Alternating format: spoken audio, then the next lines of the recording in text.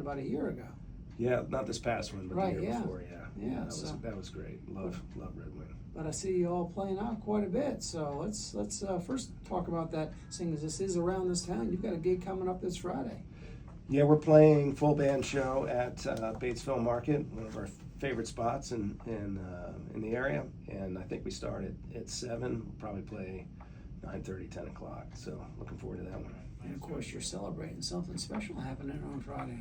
Yeah, I have a new single coming out, and I had a record come out in 2022, but it's taken me a minute to get some new music in the queue and get something recorded, and I was I had some incentive to get this song done, so I'm really pleased to finally have something coming out. What's The Long Haul? Tell me about it. So The Long Haul is a tune I wrote about my grandfather. He was sort of a post-war entrepreneur. We have a very big family, and we have a family business that he sort of spearheaded that started in 1925. And so we celebrated 100 years of that business this past summer, and as part of that celebration, my family asked me to write something for it, and it was a great opportunity to write a song about my grandfather, which was something I had been wanting to do, and I just hadn't quite got it together. But I sat with my dad, who's sort of the family historian, and we sat for about 2 hours and talked about my grandfather and his life. And there are a lot of things I learned that I didn't know. He had 3 brothers that all died when he was young. He had 2 of his best friends were killed in the war, various other sort of hardships, and he just was a guy that had a very, very clear vision, very passionate guy, very quiet, and sort of just a mountain of a man, but basically just left an incredible legacy for our family. And so the song sort of talks about his life, but celebrates this idea of just sticking to the vision, no matter what. The long haul can be a tad bit cliche for songwriters, but it was a trucking company that he started, so I felt like it was fair game. It's a great title as far as I'm concerned, because it expresses so much in just 3 words. Yeah, and it truly is.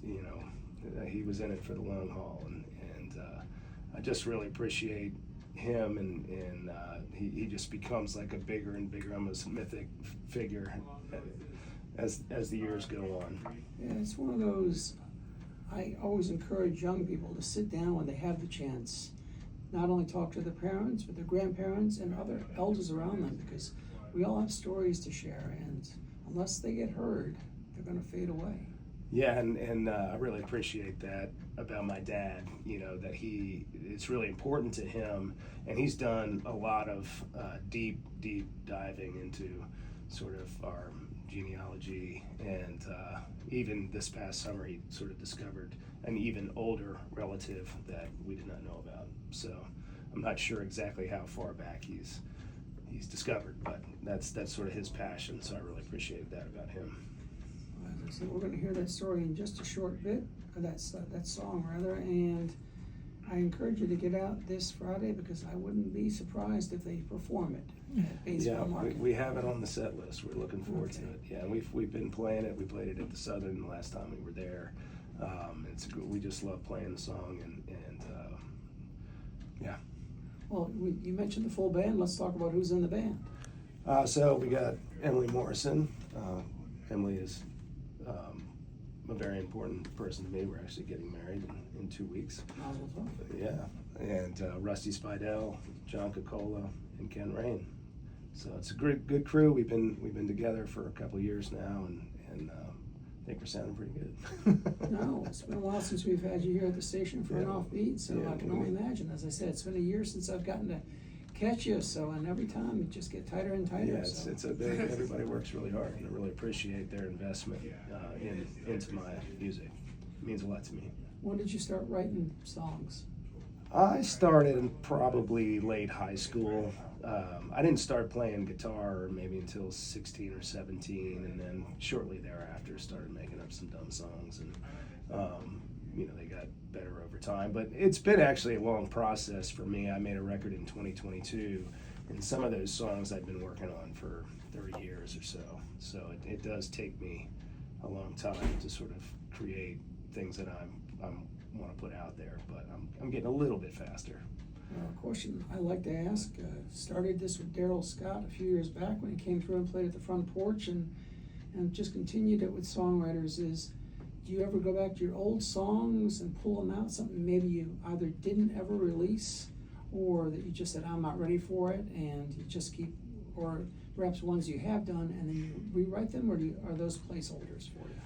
That's actually a great question, and on the record that I released in 2022, I'd say maybe half of those songs were old songs that I sort of seemed like they would fit with the newer songs that I were writing, and I pulled those out and worked on those songs with a guy that produced my record. We sort of tweaked them and changed some verses, maybe changed some arrangements, and kind of got them to where they would fit on the album. So I do that a lot. What's the oldest song that you're still doing? I think the oldest song that I'm still doing is called Nothing But a Memory. And what's the newest song? Do you have something new that you're still We working on? do. We have I have a new song called Make It Easy, which is something Rusty and Emily and I have been playing as a trio, and some of the gigs we do that way. That will definitely be recorded maybe next. It's a nice kind of love song for my bride to be. Will it be ready in time for the wedding is the big question. It won't be recorded because No, I have no, not. it's not. But it is Things that done. take priority, It but- is pretty much done. Although we do keep tweaking it every time we play it, but it's pretty done. Nothing wrong with tweaking. I was just chatting with Daryl Langer earlier today. You know, it's all about the tweaking. It's what you do with each interpretation. You know, there was a band like Supertramp, one of the members died last week, and they always wanted it to sound the exact same, whether you're in the studio or on stage. I'm more of a fan of what happens when you get on stage. Yeah. So, Me too. yeah. I like things to be a little bit looser. Well, shall we give a listen to this song? Let's do it. And thanks for playing it, and thanks for having us. Absolutely. This is The Long Haul from Mike Burris, and you can catch Mike and the full band this Friday evening down there at Batesville Market.